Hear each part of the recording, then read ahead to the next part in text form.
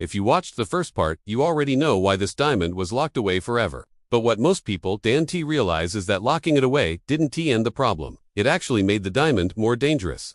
Because the moment something is hidden, people start asking questions. And this diamond raised questions powerful governments didn't want to answer. The biggest one was simple. Who really owns it? Officially, the diamond belongs to the crown that currently holds it. That's the statement given in public. Short, clean, convenient. But history isn't that simple. Multiple countries have formally demanded the diamond's return. Not quietly, not symbolically. Official requests, diplomatic letters, parliamentary debates, even public campaigns backed by historians, lawyers, and millions of citizens. And every time the request is made, the answer is the same: silence. Because acknowledging the claim would mean acknowledging how the diamond left its homeland. And that's where everything falls apart. Some say it was surrendered. Others say it was seized. Some documents claim agreements were signed. Others argue those agreements were forced under threat. And here's the uncomfortable truth. If this diamond is returned, it doesn't stop with this diamond. Museums around the world would be questioned. Artifacts taken during colonial rule would be challenged. Entire collections would face legal and moral pressure. This diamond isn't just a gemstone. It's a precedent. That's why governments are careful. That's why no final decision has ever been made. Because once one object is returned, the door opens for thousands more. But here's where things get even stranger.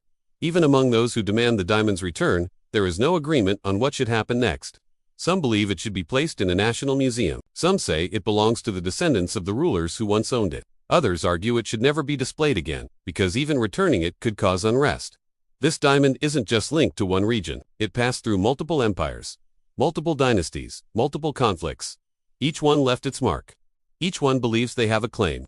So returning it to one group could anger another, which leads to a shocking possibility. What if the diamond was returned and immediately locked away again? That question alone shows how powerful this stone still is. Now here's something most people have never heard. There have been private discussions about cutting the diamond, reducing it, altering it. The idea was simple. If the diamond no longer exists in its original form, the symbol disappears. The controversy fades. The arguments lose their focus. But that idea was rejected almost immediately. Because destroying or altering the diamond would confirm something far worse, that it was never just jewelry. It was evidence, and destroying evidence would be an admission of guilt. So the diamond remains exactly as it is, untouched, frozen in time.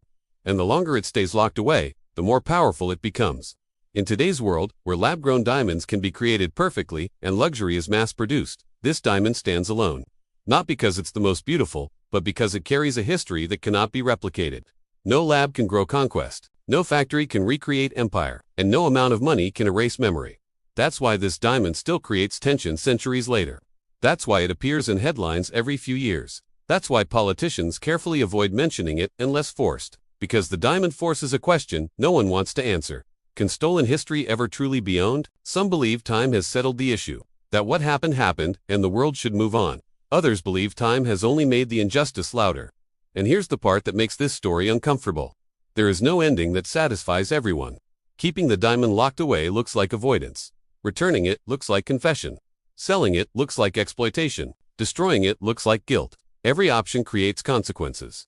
Which explains why the diamond still sits behind glass, guarded, silent, and officially untouched. It has outlived empires. It has outlasted kings. And now it exists in a modern world that pretends history can be ignored. But history doesn't disappear just because it's inconvenient. It waits.